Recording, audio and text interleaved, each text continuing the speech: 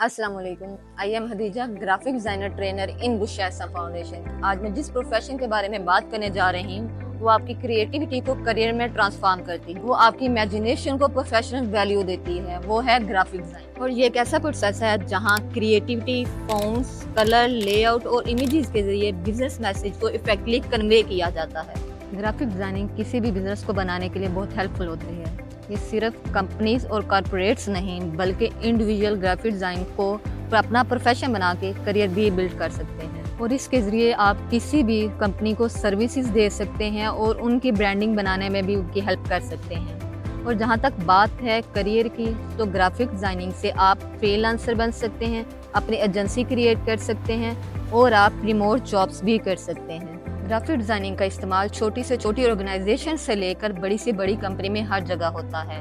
इसकी बहुत सी फील्ड है जहां पर हम अपना करियर बिल्ड कर सकते हैं, जैसे कि marketing, branding, social media impact, motion graphic, web design, education, packaging वगैरह। और एक बात बोलना चाहूँगी कि ग्राफिक डिज़ाइनिंग से आप बहुत बोरिंग से डाटा को इंटरेस्टिंग बना सकते हैं, जैसा कि इंफोग्राफी, लर्निंग पोस्टर, बुक्स, चार्ट्स वगैरह। और अगर आप चाहते हैं कि अपनी क्रिएटिविटी को अपना करियर बनाएं तो ग्राफिक डिज़ाइनिंग को अपना पैशन और प्रोफेशन बनाएं।